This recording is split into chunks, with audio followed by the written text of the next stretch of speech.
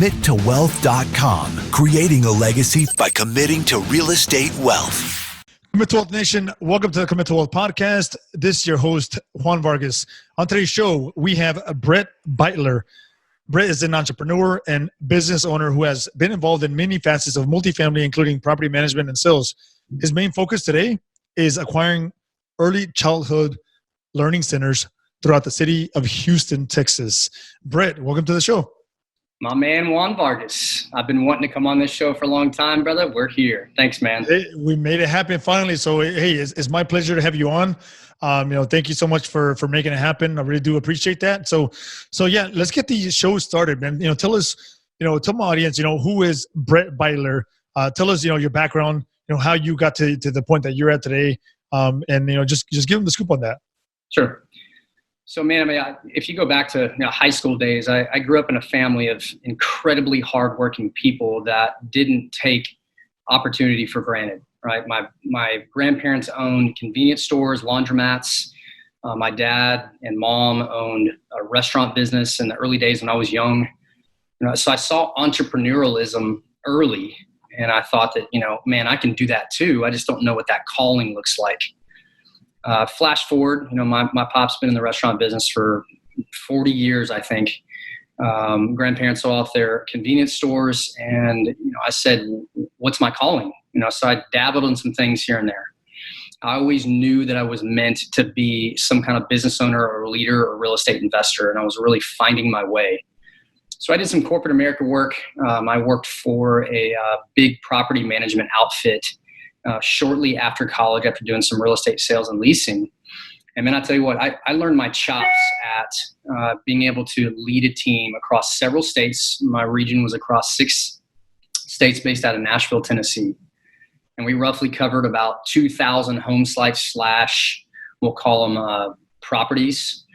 And I was roughly, worked next to about 50 people that were property managers, sales agents, leasing, maintenance type people. And man, I tell you, it was a super humbling experience to see how that business works. And I got to see a company go from an acquisition phase to a massive capital event. And I was there for a lot of it, and said, man, it really isn't just about making a ton of money. It's about truthfully leading really great people to show them there's always a next level towards improvement.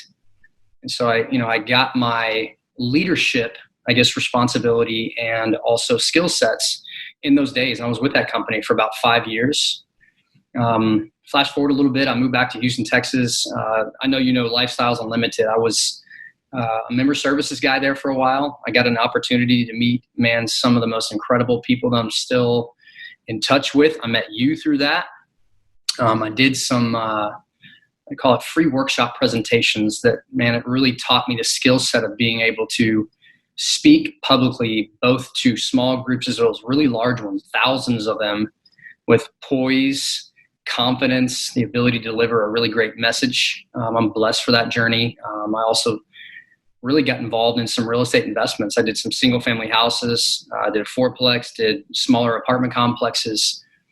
And it taught me very quickly that I have to scale. I've got to get in a position, number one, to scale, be a leader of a company with systems as well as really great people in it. And I need to figure out a niche, man. I don't want to be in a position to jump into a huge pool with 1,000 other people that are trying to get the same exact deal. There's nothing wrong with that. It just wasn't for me. So I started looking at preschools with my brother-in-law, and I'm business partners with him right now. We have a family friend that owns a bunch of Primrose locations, and the dude is crazy successful. Him and his wife, they have it's all here in Houston. They have a corporate office centralized business hub, we'll call it. It's marketing, it's regional directors, it's over to maintenance people, all kinds of things in-house that really embody that entire economy of scale that made me and my business partner, my brother-in-law, Alex, go, dang, man. This guy built this from freaking nothing. We got to be able to do the exact same thing, but we're going to have to start somewhere. And we thought we were going to build. That didn't work out. Thank God for that. Because we went out there and acquired our first center up in the Woodlands, second one down in Sugar Land. And, within a 2-year period of time, we're blessed to say that, we are leaders of 60 plus incredibly heart-driven women who have a massive skill set and set of blessings to take care of kids. And, our kids start at 6 weeks old, which, as you know, man, is a true baby, all the way over to an after-school / summer camp program of 12-year-olds. And, you own the real estate, you own the business, the income. All of it is all encompassing. And so we went down this road and found out very quickly there's not a lot of competition in this business. But the beautiful thing is it's something that every single person must have at some level. You either do babysitter one-on-one, you do a Montessori, or you do our preschool route. The reason that we chose Kids Are Kids is because it was a family-owned and operated business, one. And two, man, we really love their motto, hug first and teach. And when your heart's in the right place in this business and you have an insanely strong culture like we do and we're building right now, I've said this a couple of times, you get an opportunity to win without having to compete with anyone. Like, no one is in your lane. You're not worried about bumping somebody out of the way so you can get an additional 15 enrollments. You do you practice your culture, and it's just a matter of time before you win at an extremely high level. Could be down the road a little bit, but an extremely high level. Oh, I like it. So you decided to go down the route of, acquiring early learning childhood centers, right? So like Kids Are Kids is the brand that you are involved with. So versus going out there and, jumping alongside the masses and looking for multifamily properties, and, being that we are in a market where it's very, very hot, it's very, very competitive, and the margins are becoming lower and lower because a lot of guys are paying more and more and more, right? So you decided to find something else. You were definitely impacted by meeting that Primrose guy, right? That was already involved, and you got to see what is capable, right? What the ability and the capability that there is, and the potential that that is out there for you to go out there and achieve the same kind of model, right? So I like that.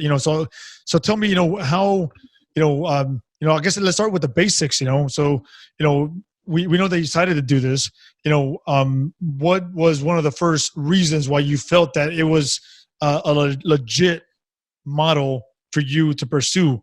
So things look good sometimes on paper, but you got to dig a little bit deeper. So what was those first few steps that made you realize, hey, actually, what, I thought about it before, but now I really do know that it's really that good, and is profitable, right? So obviously, we want to make sure that we take care of the employees, our children at the properties, but at the same time, it's a business as well.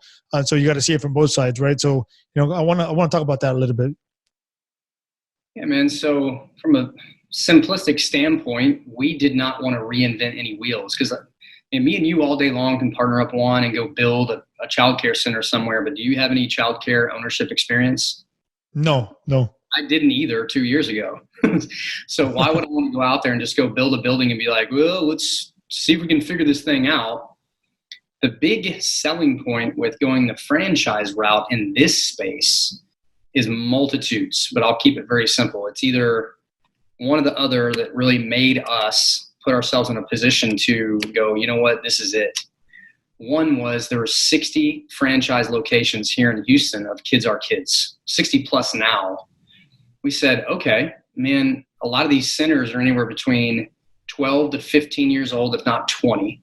So at some point, those owners are going to age out. They're going to say, I've done my route. I've had my fun. I'm tired of this business. I'm ready to hand this over to someone else who can take it much further than I'm ever willing to take it, right? And the second piece is on a franchise is, man, I want a recipe to win. Like, I don't want to go in there and go, like we said earlier, well, what are we going to do today?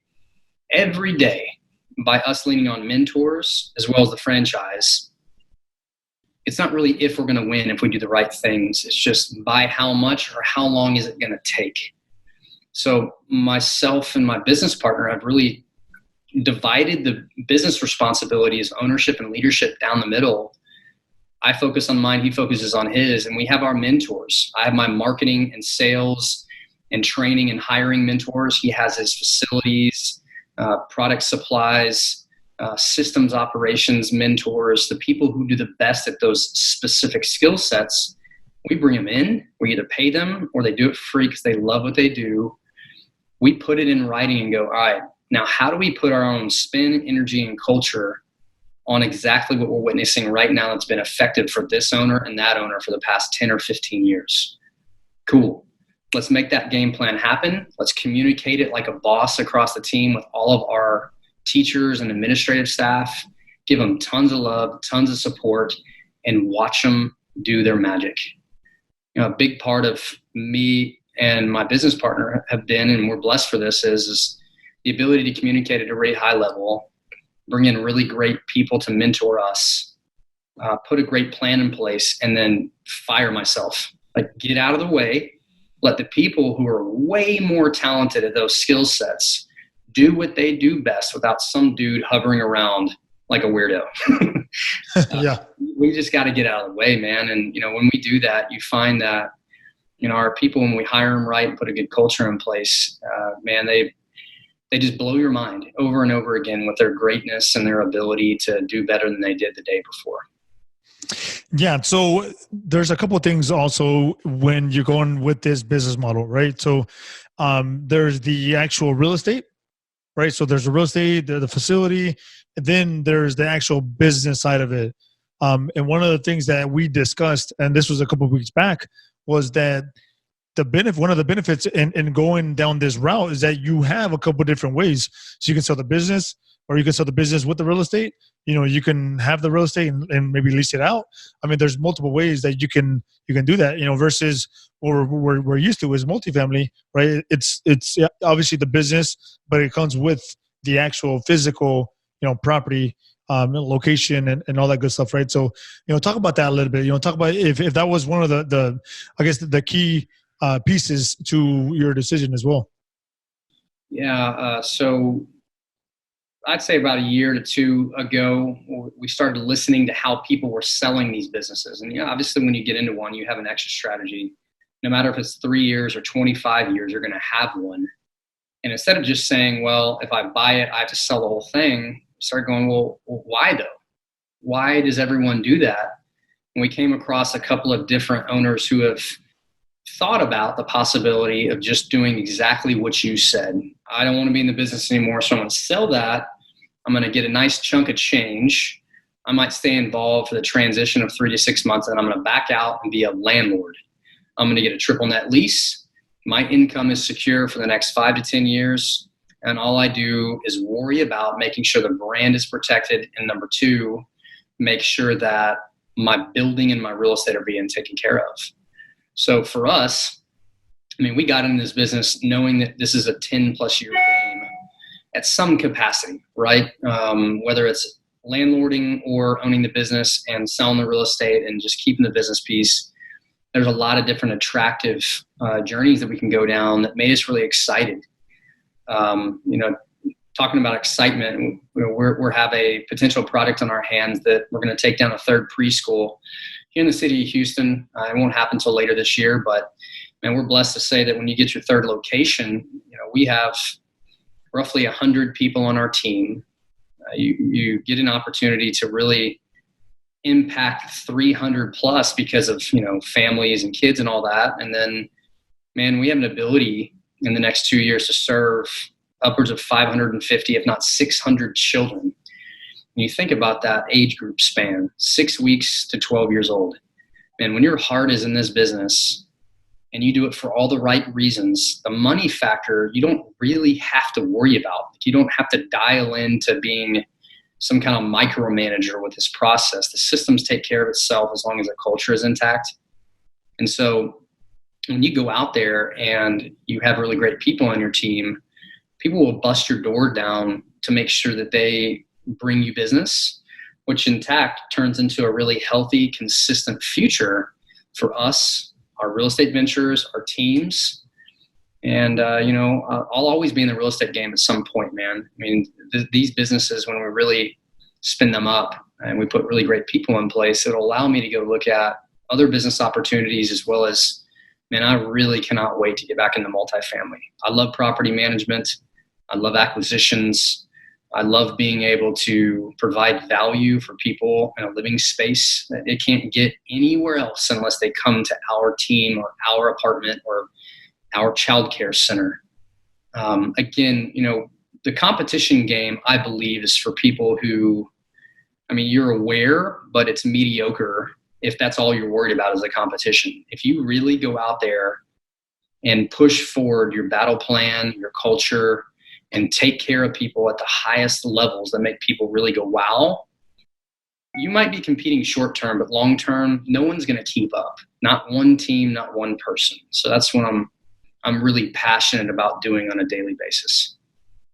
Yeah, it's about the people for sure. In any business is, and this business is definitely no different.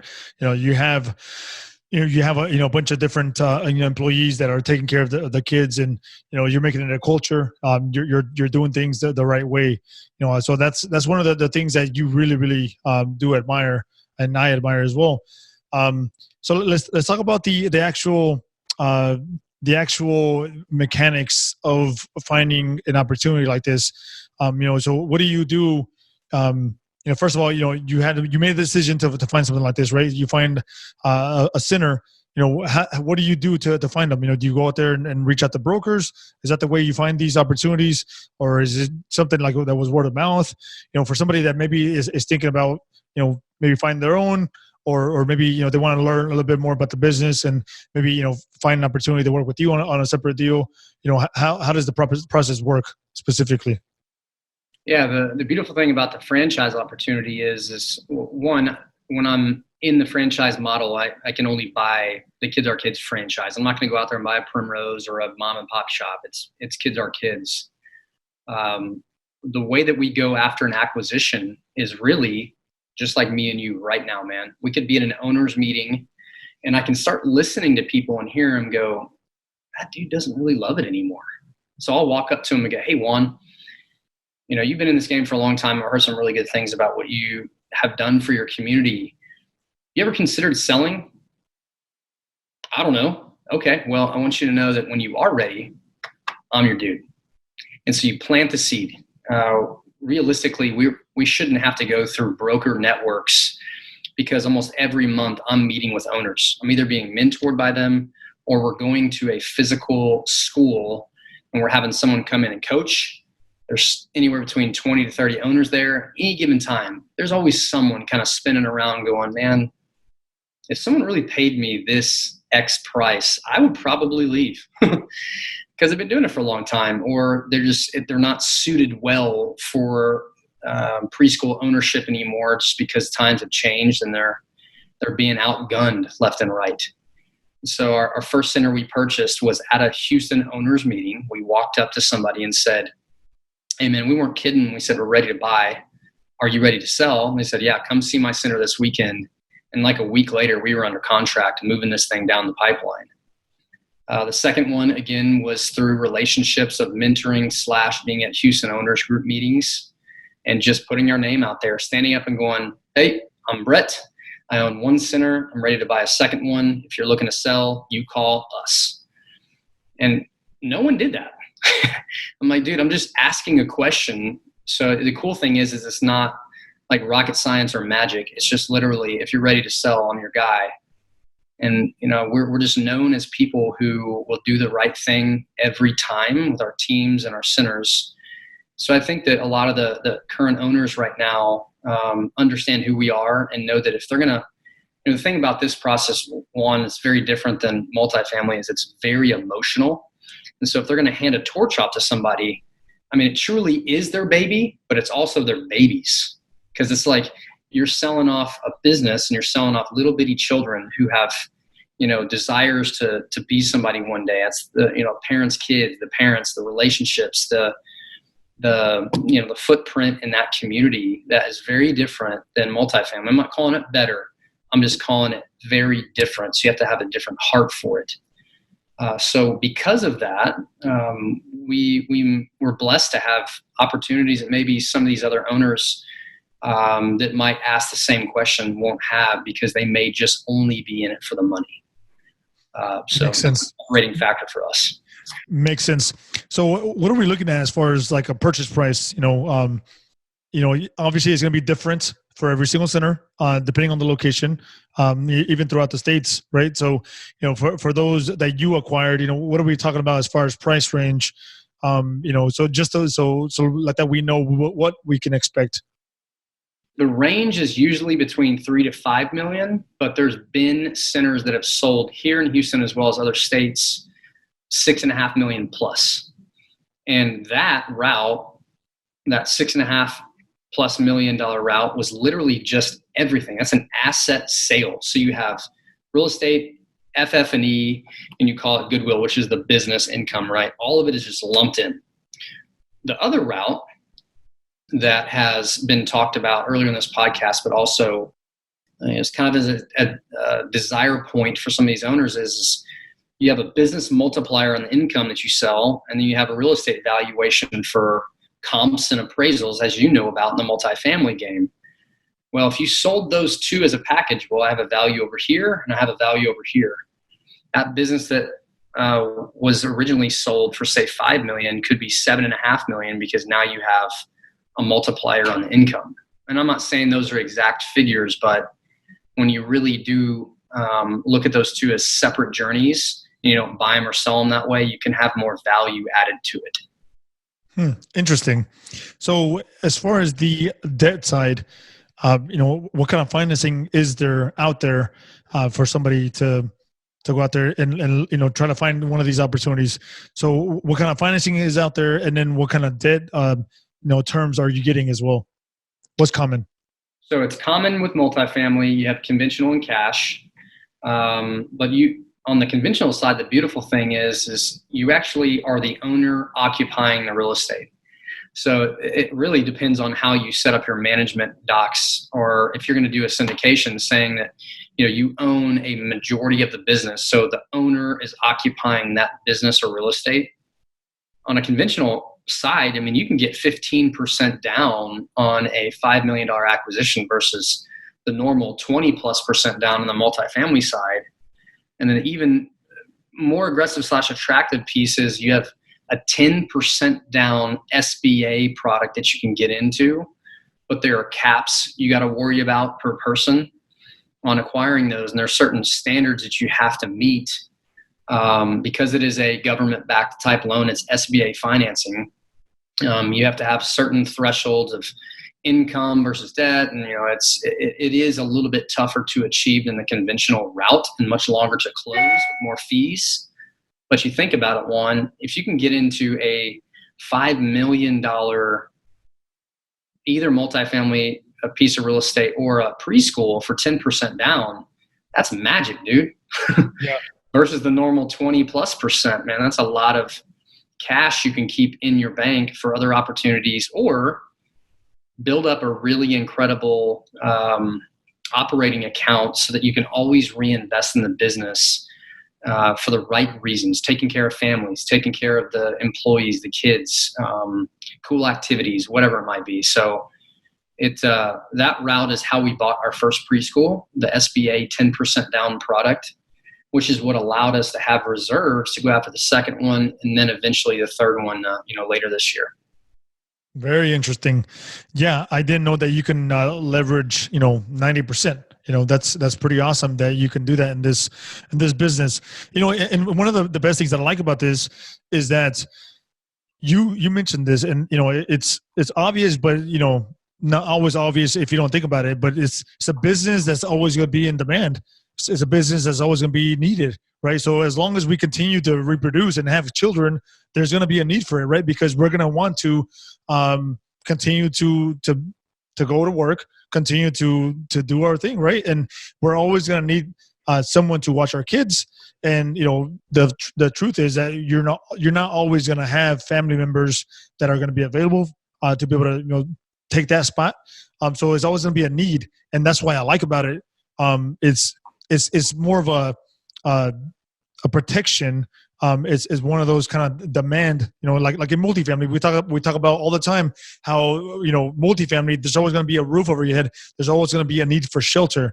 The same thing with this. There's always going to be a need for someone, some people to watch your kids and to take care of them and whatnot. So I really like that. So what are some of the challenges that you faced, going through these two different transactions? Because not everything is, beautiful and sunshine and butterflies, but, I'm sure there's been some challenges, maybe a little bit of a learning curve, so what couple of things have you learned throughout the processes?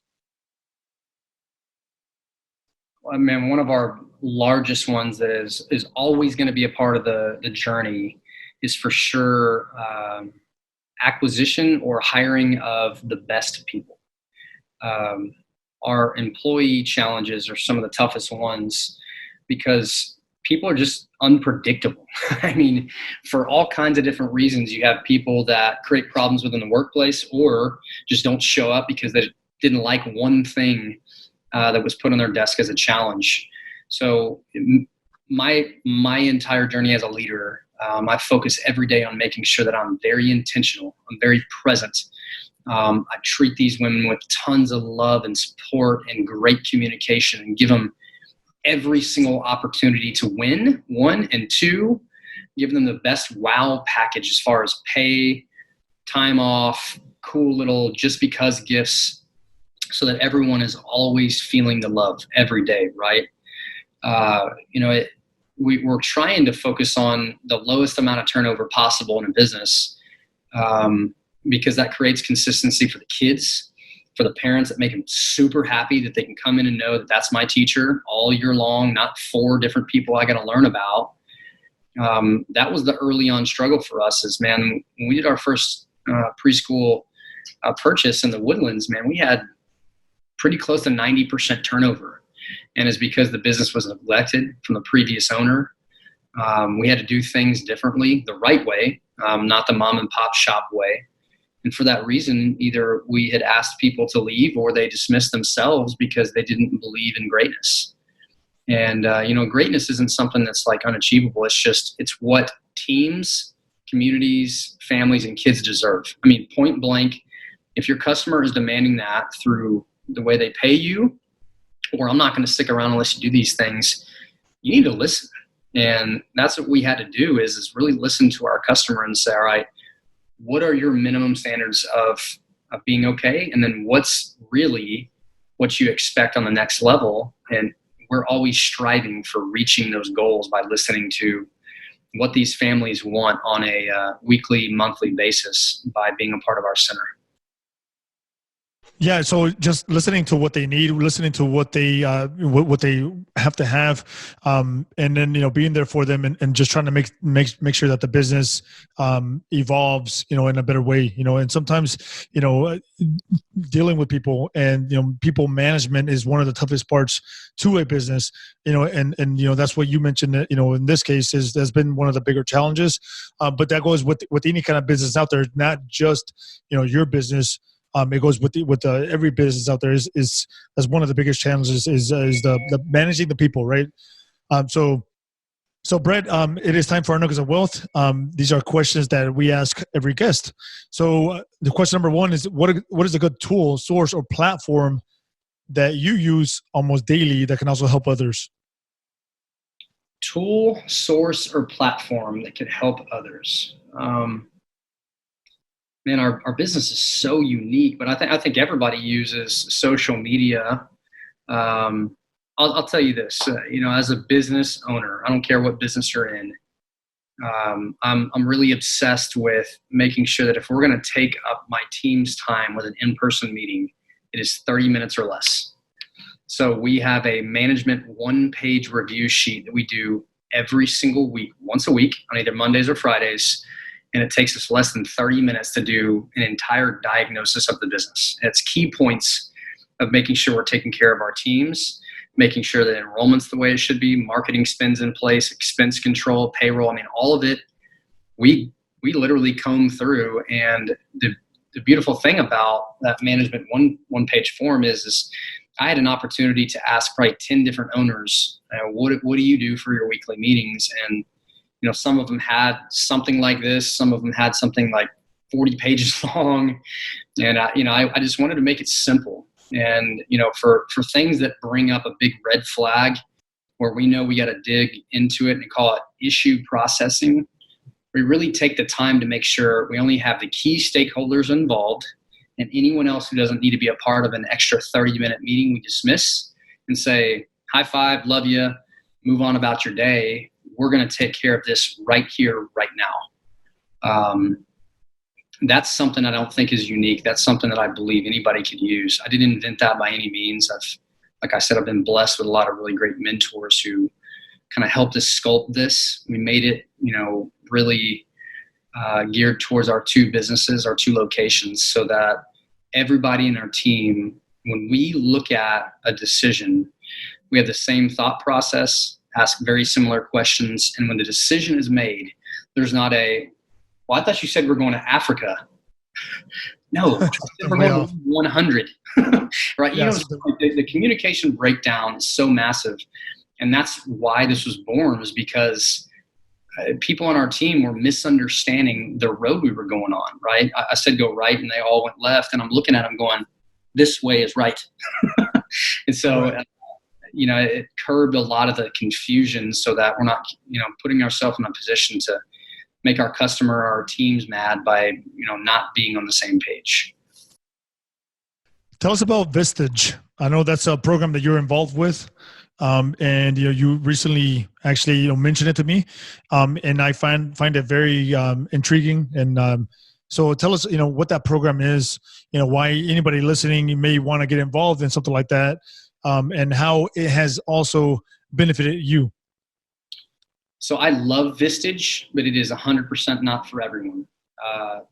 I'm super obsessed with just getting 1% better, right? And as a leader, you don't have catapults of like positive change or victories. It's always the small things that continuously propel you forward. And Vistage, I've been looking for a next level, either business coach or mentor beyond some of the other previous programs I'm a part of. Vistage model has been around for over 50 years. It's for CEOs and business owners of really scalability factors of above $1 million in revenue up to hundreds of millions. And so, you could be sitting in a room with somebody who owns a $15 million roofing business, who also is on your left sitting next to somebody doing a $1 billion oil and gas project. And you're like listening to the type of decisions they're making. And it never is a ton of decisions. It's always, what is the one thing, this is the business model, what is the one thing that we are going to talk about today to make a big, big difference in either your employees or your business performance? And we dig into that. We say, well, why did you make that decision? What questions are you asking? What previous decisions have you made to lead you to right here? And then you get anywhere between 8 to 12 peers who are very high level thinkers from different backgrounds and different types of industries. I'm talking just rip everything apart in your business plan and then reconstruct it and make it, man, way more strong because of those skill sets together than you ever could have on your own, right? A lot of people in business have egos going, I don't need anyone's help. I'm the smartest person in the room. I got this. Me, I always want to be the type of person who has humble confidence to sit back and go, I don't care how long I've been in any game, any industry. I'm going to listen. I'm going to ask questions, and I'm going to dig for something that's just a little bit better than it was yesterday. Vistage, man, it's been about a 9-month journey for me now, and I love it. You get not only one-on-one business coaching experience, but you get something called triads, as well as an entire group setting of everybody coming together to help you with whatever your challenges are, either personally or professionally, so that you can get over that next ledge to get your leg up on your forward movement. It's really great, man. So how do people find out more about that? Is it Vistage.com or what? How do you? Vistage.com. There's a lot of different groups here in Houston, from the north all the way to the south and the west, that you can check out a couple of times as a guest and figure out if it's for you, man. I told you in the beginning, it's not. It's absolutely not for everybody. It is very intense. I can promise you that. It is very challenging. You've got to put your effort into it, or it's just not going to work for you, just like anything else in life. You really got to vet it out and see if your heart, your spirit, your head, like everything is aligned so that you can really give everything to those meetings. Love it. Love it. So Bret, where do you see your business in the next 5 years? On the preschool side, I'd say 4 schools. I see me being in more of a support role, and I see my business partner being kind of the leader of the preschool brands. I'd love to be the type of guy that can really look for business opportunities, coach at some kind of level, business owners. And then, man, I need to get back into real estate acquisitions. I love the game so much, of being able to construct a deal over to being able to provide probably the best living situation you can in any kind of environment you go to, add a lot of value. So I definitely see my teeth sunk into coaching, still with the preschool business in some capacity, and then over to the multifamily game, man. I really love that space a whole lot. It'll always be in my blood. And, meeting guys like you, man, it's such an inspiration to see what you've done in such a short period of time. I love it when we get a chance to meet up at networking events and hear your energy for life, for doing stuff like this, like the podcast, man. It's so cool. And then, seeing that you're buying and acquiring properties all across the country, dude, is like, Juan Vargas has got it going on, man. I want to get a piece of that pie. No, I appreciate it. Yeah, it's fun. It's definitely fun, and it's not easy, but it's fun, and everything has a challenge. Kind of like you said with the Vistage, it's a team effort. That's what it is. It's 100% team effort. So Bret, last question: where can Commit to Wealth Nation go to contact you and find out more about what you're doing? And if they want to reach out to you, what's a good email? Sure, man. So contact-wise, we have 2 different childcare centers. You have Kids Are Kids, The Woodlands. I'm all over that Facebook page. Kids Are Kids, New Territory, all over that Facebook page. First and last name, Bret Beitler. Last name is Beitler. My email address is Bret, so BRET, .check, so check, LIST, @gmail.com. Okay, so that is Bret. That's with 1 T, right? So it's BRET.checklist@gmail.com. There it is. That's right. Gotcha. Okay, Bret. Hey, man, it was a pleasure to have you on. I really do appreciate it, man. Thanks so much for sharing, some inside information about your business, about what you have been able to accomplish. I'm pretty sure that it has given us a lot of value. It's given me a lot of value, and I really do appreciate that. And thank you so much, and I wish you continued success. You got it, my man. Thanks for hosting today. Really appreciate the invite. CommitToWealth.com, creating a legacy by committing to real estate wealth.